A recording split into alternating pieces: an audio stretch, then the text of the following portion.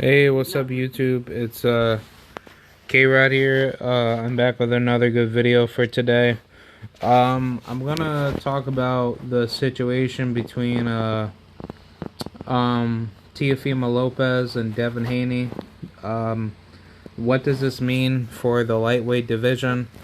Um, More so, I don't know. I'm just gonna bring out my initial thoughts on this because Teofimo, he's definitely pissed me off a lot more than usual. And simply just mainly for the manner that he's not as good as he says he is. And, if you guys understand and watch the sport of boxing, you would know that this generation of fighters, they're too afraid to get beat and destroyed by other fighters that they don't know if they can beat or cannot beat.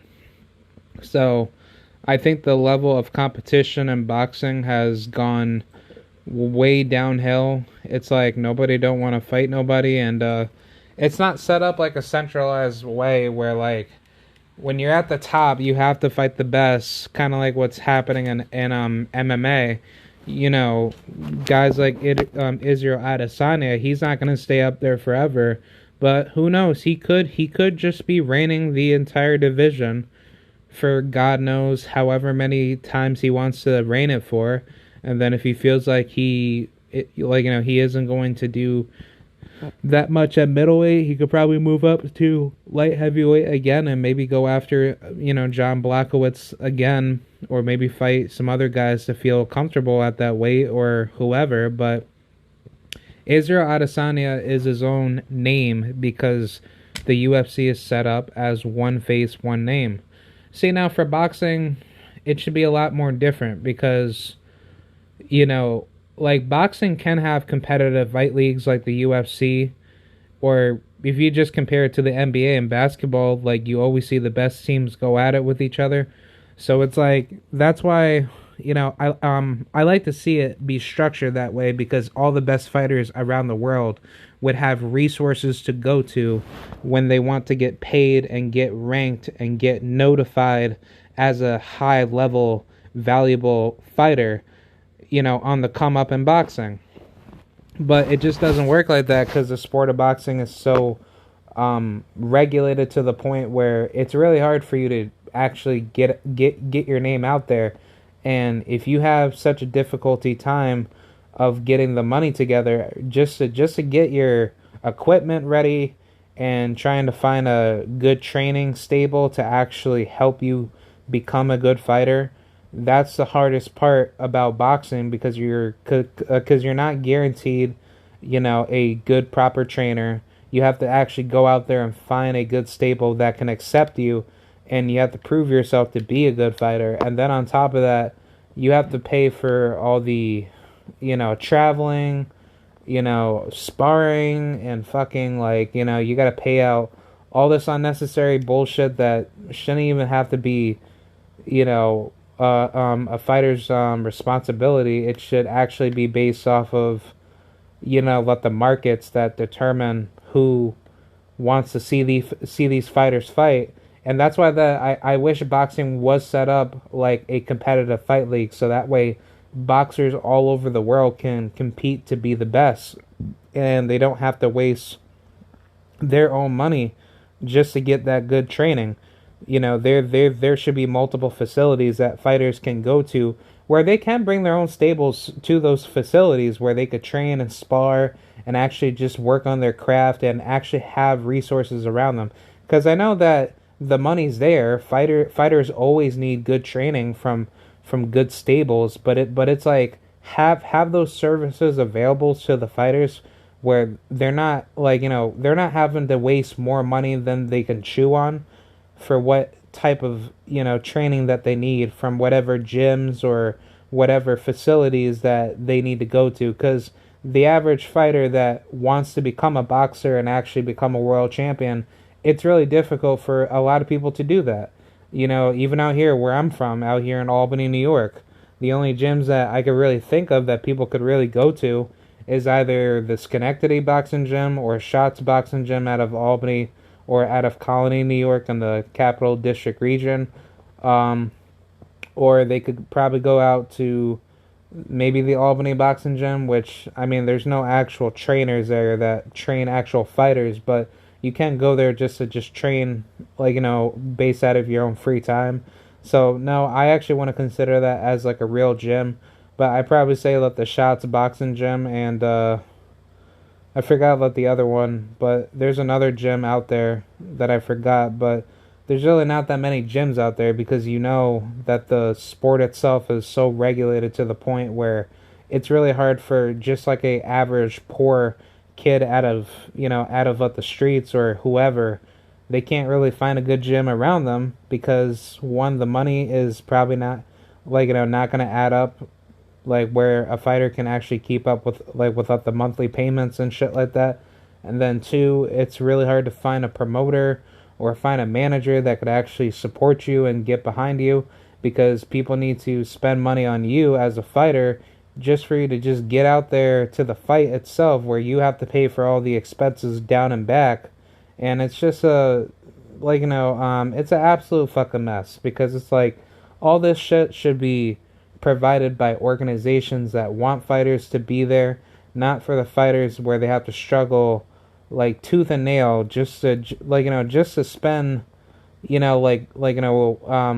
just to spend breadcrumbs and pennies just to barely get paid for a fight that's not guaranteed for them to either win or lose. So I think that's like the bigger issue in boxing, where when we ask for all the big fights in boxing, a lot of these guys don't want to fight each other because they look at the cost benefit analysis of high risk, low reward, or low reward and low risk. And I think that's really the biggest issue because if it was to be, set up in a structure where the best are forced to fight each other all the time and there's no way for them to get away from it, that would make the sport 10 times better. But that's not how it works because it's just really sad of how the sport is structured where you really can't get a good, selection of good fights that people want to see. And that's why I guess like we the boxing fans, a good number of casuals are so blinded and so demented to the point where they can't be consistent with their own beliefs to say, I want to see the best fight each other, but yet I still crap on fighters that I personally don't like because I don't like them talking crap about my favorite fighter and my favorite fighter beats them all. Well, if you think so, why not have your favorite fighter destroy this other fighter if you think that fighter can beat the other guy or beat the other girl?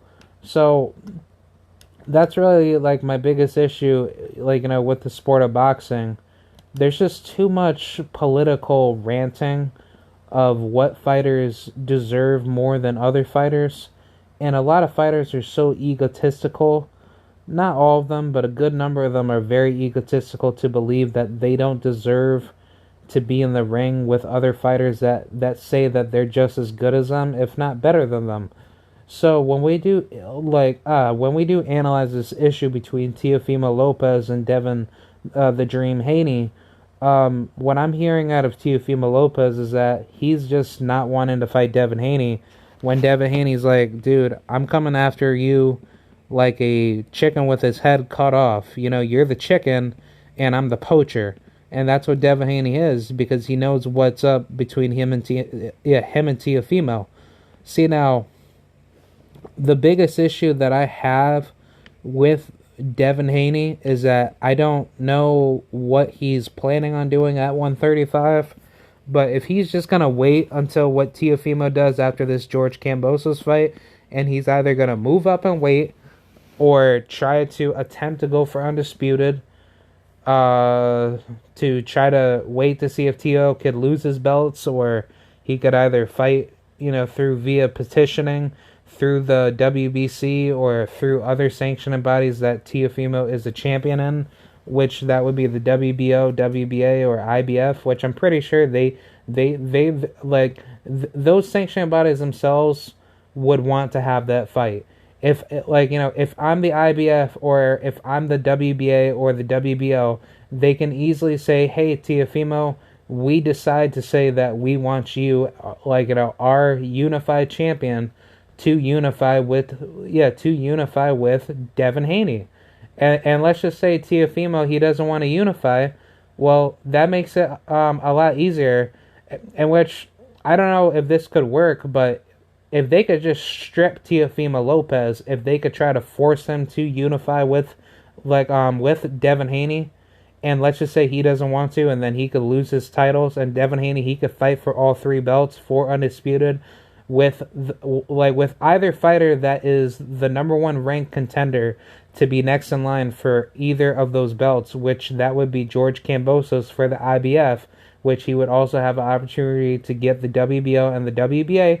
Theoretically, that would make a lot more sense, because the reason why I really wish boxing had the ability where if I'm a champion, you're a champion, I should force myself to be a mandatory to you, because if I want to become the real champion out of the entire division, like, for instance, I'll just use a different scenario, there just can't be multiple kings ruling a certain area. There has to be one, victorious king that has the most blood rain record on his track record to prove to the rest of the world of all the other kings that he is, the real dominant king out of the entire kingdom. So I'm not trying to use political warfare in regards to boxing, but that's a good analogy in my sense to say that if you call yourself a champion, you are the one that dominated everyone in that division, which would be a multitude of battles that you had to go through to become number 1 in your division. Am I correct? Yeah, I should be correct, because a division is a divide and conquer of people that are testing their skill level to determine how good they are within the division. So that is what a division is. It's a cycle, it's a cycle of battles continued throughout a certain amount of time to see whose skill level is better than who. So if I am a world champion in boxing, or let's just say wrestling, I should prove to the world why I am the best champion out there. So therefore, I have way more credibility than anybody else in the entire world to show that I am a world champion. See, now, here's the problem with Teofimo. I think he has a lot of skills, but his mindset and discipline is just not there. Do I think he can beat Devin Haney? Yeah, I think he has a chance to beat Devin Haney, but do I think Devin Haney is going to let Teofimo just hit him like that and just give him all these quick and easy shots, what Jorge Linares did to Devin? No. Devin Haney is going to pull a Floyd Mayweather onto another Zab Judah, where Teofimo, he's going to think that he is so good, he's so comfortable hitting Devin, blah, blah, blah, and he thinks that he could probably hurt Devin and stop him, and that's not going to happen. It's going to basically just end up being a boxing clinic, almost like a Sugar Ray Leonard versus a, Roberto Duran type of fight. Which, Teofimo Lopez, in that regard, he can be like a Roberto Duran, which he dares to be great, but he doesn't have that dog in him. He doesn't have that drive in him. But for Devin Haney, Devin Haney has way more drive than Teofimo. So the issue is just that, does Teofimo want to be great? And the answer is no, out of what that confrontation showed me. He was trying to say all this nonsensical BS to say to Bill Haney and Devin to say what happened in the meeting with Bob. You guys don't want to fight us on a fair terms or whatsoever, and you guys never sent us a contract. And then Devin, he went back to Teo telling him that we already sent you a contract, but you didn't want to fight us, blah, blah, blah. And just just a bunch of bullshit, you know what I'm saying? Devin Haney, he's serious, he's obviously keeping it straight up and consistent with Teofimo, and Teofimo's just trying to shrug it off, trying to act like Devin Haney doesn't know anything about what he has said in the past. And I mean, correct me if I'm wrong, but Teofimo's father said to Bill Haney on multiple occasions that he would fight Devin Haney, or he would allow his son to fight Devin Haney.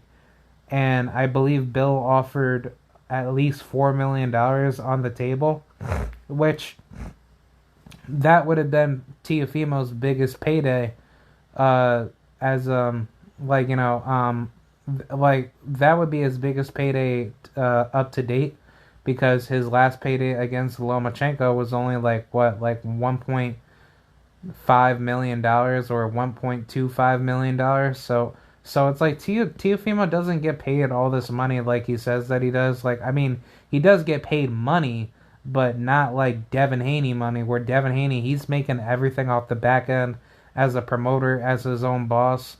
So it's like whatever he made on paper, he's actually making triple the amount or quadruple the amount of what we could think he makes. And I mean, he's good at investing his money, so it's like he doesn't care what anyone has to say, oh, he's a clout chaser, blah, blah, blah. And it's like, dude, Devin Haney, he's going to go down as a billionaire.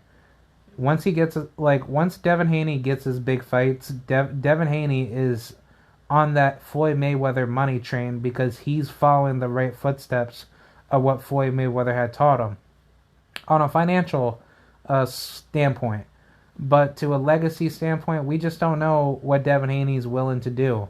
We don't know if Devin Haney can beat a Gervonta Tank Davis. That is a fight that everybody wants to see. That's a fight that Devin Haney will be training extremely hard for. And that's a fight that Gervonta Tank Davis cannot be certain to think that his skills could actually match with Devin. Because, yeah, Tank, he hits hard, but how does Tank touch Devin? How does Tank understand what Devin's gonna do to him, and how does Devin think what Gervonta can't do to him? That's why that the fight is way more sellable compared to like Teofimo Lopez versus Tank, which that would be a big ass fight. But I'm just saying, like, in retrospect, like the biggest fight out of what the bunch would be Devin Haney and Gervonta Tank Davis. Because let's just say if Devin beats Gervonta and then Gervonta wants to get a rematch and Gervonta knocks out Devin in the second fight, and then it becomes like a trilogy where Tank destroys Devin in the first half of the fight, but then Devin comes back and let's just say he drops Tank, or he comes close to knocking Tank out, but he gets like a stoppage victory. Stuff like that, I don't know what would happen, but that's why that fight needs to happen way more compared to Teofimo Lopez and Devin Haney, which that fight needs to happen as well. So, I guess what this means for the lightweight division is just that Devin Haney, he wants all the smoke. He's not ducking and dodging nobody, and his actions have proven to be so. To say that he's not afraid of any man that tells him that he can't do what they think that they don't expect him to do, which is call out the best and actually be the best. And if nobody don't want to fight him, then he'll just end up fighting a guy that's a lesser of skill to him, and then he'll just prove to the world once again why he's such a damn good fighter. But that's why Teofimo Lopez, he wants Devin Haney to lose his opportunity of being great to a fighter that can beat him, and then Devin Haney can just be written off just like Deontay Wilder in a sense, because that's really how Devin Haney's being treated. He's being treated like a Lennox Lewis, but just in a different era, which would be now. So the problem is just that Devin Haney, he is doing everything in his power to get the smoke with Teo, but we all know that Teo, he's just not up for the challenge. And I think Devin Haney should really force himself to be a mandatory to Teofimo if he could either petition to either one of those sanctioned bodies, whether that could be the IBF, the WBO, WBA. I think that would be amazing. And I'm pretty sure those sanctioned bodies want that fight, because Matchroom Boxing, they're talking about it. Eddie Hearn, he definitely wants the fight. And Bob Arum, he says he doesn't want the fight, but that's all bullshit. He obviously does want that fight, because if I'm Bob Arum, I would definitely take a risk in that, because you're going to make so much money regardless if Teofimo loses. But Devin Haney's stock would increase so high to the point where that money itself that he gives, that he makes with you with his promotional business, that will help Top Rank grow as a company, because you guys are actually making the best, fights, on Top Rank, in conjunction with, let's just say, DAZN, or basically whoever. Because what they did with, Wilder and Fury 3 for the past two fights, that was awesome. That was a terrific business model decision of what Top Rank decided to do, to have the second and third fight on Top Rank, and then and then on PBC, if anybody wanted to go to that, to that stable, because it wasn't just made for only Top Rank, it was made for PBC too, because that's really what Bob Arum and the PBC with Al Heyman wanted to do in the first place, and they made millions upon billions of dollars. So, whatever people may say that, oh, the fight didn't sell, nobody didn't want to see Fury and Wilder fight, that's not fucking true, because they did, a combined at least 3.5 million pay-per-view buys. Who the fuck does that? Where they have a 3-fight, like a 3-fight trilogy saga of them generating almost 4 million plus pay-per-view buys. That's bigger than Floyd Mayweather and Oscar De La Hoya, where they did a good number of, I think, 1.2 or 1.5 million pay-per-view buys, but that was only for one fight. Or no, I want to say, yeah, that had to have been 1.5 million pay-per-view buys, but still, it's their numbers don't do anything compared to Wilder Fury 3. Wilder, he is a big name, and he is, the face of boxing. And what he did with Fury, he didn't have to do that with Fury. So if we play the game with Devin Haney and Teofimo Lopez, that would be a fantastic fight. Because Teofimo, he has so much to gain from this fight. Regardless of what people say, to say oh, he wouldn't make that much money, blah blah blah, and Devin Haney, he's just going to basically rob the bank from top Rank and Bob Arum. Well, he's not going to do that, because one, he's going to have some form of a contractual deal with Bob Arum. It's not like Devin Haney is just going to fight for Top Rank and try to make a return on Bob's investment. Bob Arum's probably going to make some promotional deal with Matchroom Boxing and Eddie Hearn, and then Devin Haney, he'll probably put a little cut in for Top Rank, but after that, it's he's going to make so much money off the back end. It just it wouldn't even matter at that point, because Devin Haney, he has everything set in the bag to say, okay, well, even if I win or lose out of this fight, Top Rank knows, if Bob Arum wants Devin Haney to fight more on his network, he could easily do that, but it's Devin Haney, he doesn't need to be working for anybody. He has everything set in his own business model to show that, he doesn't need to work for anyone.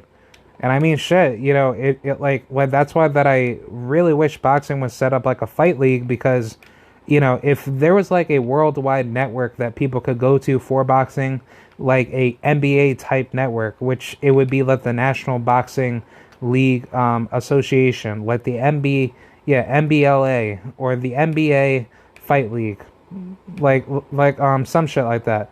That would be awesome. That would generate so much money.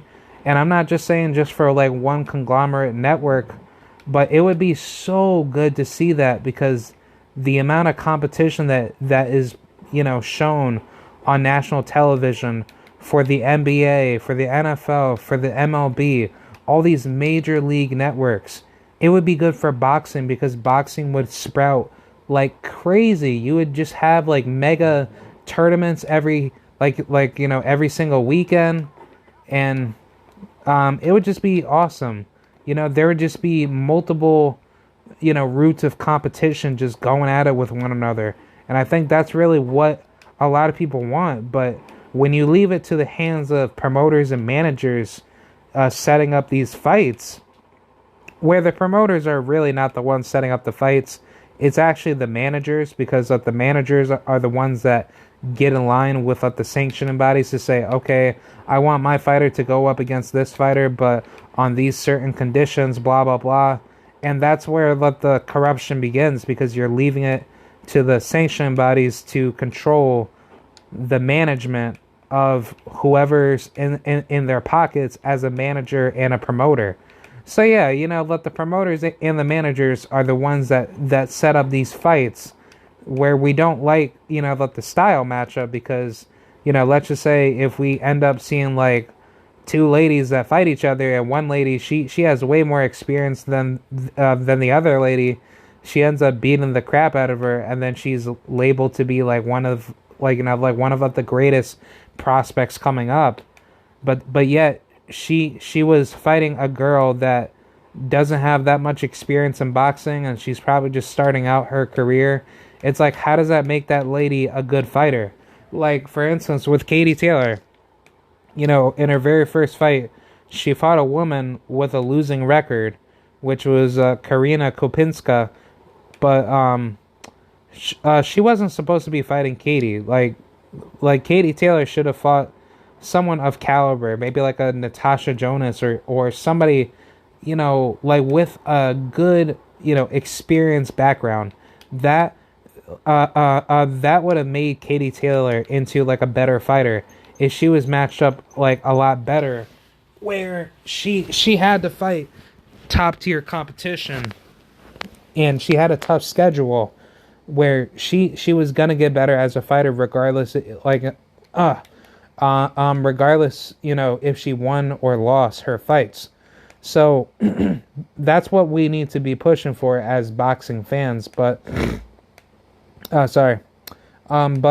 regards to the Teofimo Lopez and Devin Haney situation, I think Devin Haney, he needs to start applying pressure. He needs to start finding ways to try to force Teofimo to fight Devin Haney. And I think, if anything, if Devin could try to petition to, any of these sanctioning bodies to try to get a fight in, I think that could be the very first step to try to getting Teo either stripped or basically apply more pressure where the walls are closing in to the point where Teofimo, he would need to fight Devin Haney to solidify his legacy, but to basically manage his confidence if he wants to remain himself as a world champion. And then it would actually determine who's a real undisputed world champion if people want to go to that route. So I think the problem is just simply that a lot of people just don't want to see greatness. And I think Teofimo, he's conned a lot of his followers to believe that Devin Haney isn't that good of a fighter, and he's going to keep lying to his audience to say that he's still undisputed, but yet you haven't fought Devin Haney to get the last piece of that puzzle to call yourself the, undisputed world champion. And I think until then, we have to find out to see what's going to happen between Lopez and Kambosos, because if he upsets Teo, which I favor him to upset Teo, which he is a huge underdog going into that fight, that's going to be a really good turn of events where Devin, he's going to be applying pressure to try to go for undisputed quicker, and good enough that he actually had a interview with I think Fight Hype or whatever YouTube channel that was out there, ask him questions, where Devin said that Mauricio Sulaiman said that he could still keep his title at 135, and then he could just move up to 140, and he could either challenge for either like an interim belt or whoever. But I think what Devin should do, he should wait for Josh Taylor to make his decision to move up to 147, because I think that's what he's going to do anyway, because he says that he can't make 140 anymore. So 147 is definitely going to be Josh Taylor's next division that he wants to conquer. And I think what Devin should do is that if he's going to still become a champion at 135, he should wait for Josh Taylor to leave and definitely go after the WBC title, because he'll be first in line to go after the title unless the mandatory for that belt is not able to fight for it, which that would be Jose Zepeda, if I'm not mistaken. So I think what Zepeda is doing, he's basically just keeping his position active, because he actually has Josue Vargas that he has to face by October 30, or he's gonna face him this month on October 30th, that following Saturday. I believe that's at the MSG or some shit like that. But yeah, if Jose Zepeda keeps his spot, and let's just say either him or Josue Vargas actually win, then I think Devin Haney would have to fight those guys in order to get his spot for 140. But I think he should definitely go for the interim title, because going for the interim title is actually good too. So that way he could be the next mandatory next in line to go after for the world champion, because that's what the interim, that's what the WBC interim title is supposed to be. So I think if Devin can go for that, I would definitely, take advantage of it.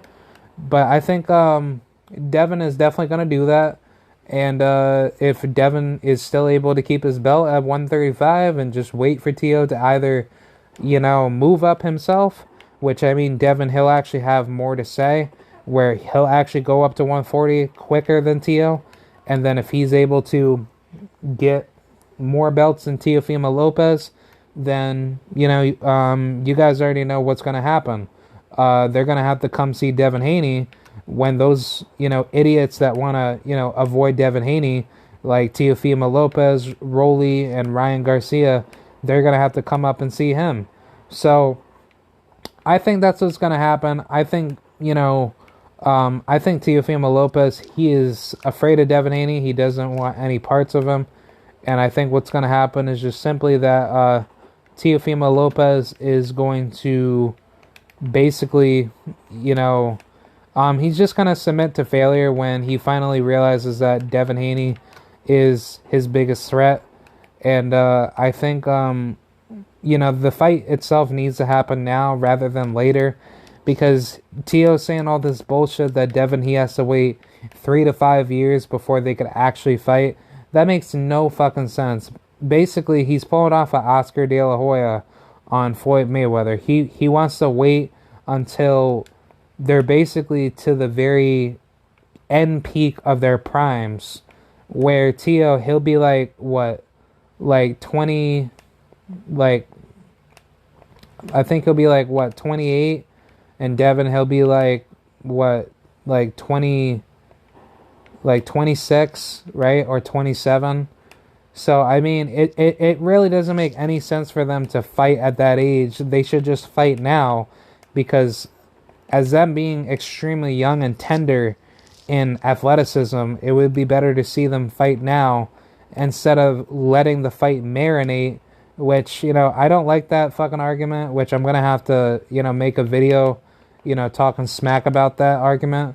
But it's why would you ever want to let a fight marinate when we know when that happens, usually those fighters end up becoming too old to fight each other, or nobody just doesn't want to fight each other in the first place, and the fight itself loses a lot of interest, because what will happen is that those two fighters will just basically end up going a different direction, and nobody doesn't want to end up fighting those fighters. So, or basically, those fighters don't want to end up fighting each other.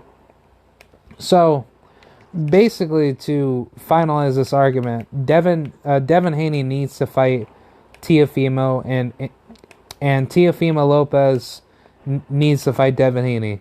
Basically, they both need each other. This is a big fight that needs to happen, and I would definitely be very shocked if this fight doesn't happen. I'm pretty sure that's what's gonna happen, because if Teofimo Lopez actually has balls to fight Devin Haney, which I think he probably does, it's just that he's just trying to make up any excuses not to fight Devin Haney.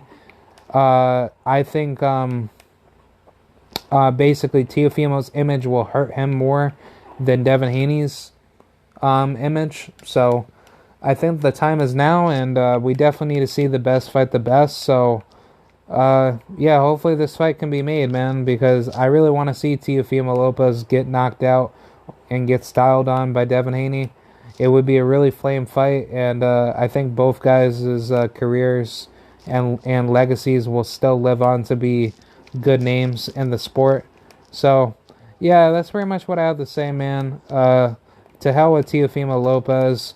Long live Devin Haney. Nightmare Squad all day. And Dream Team all day. Alright, let's go. Thank you guys. I'll see you guys later. Bye.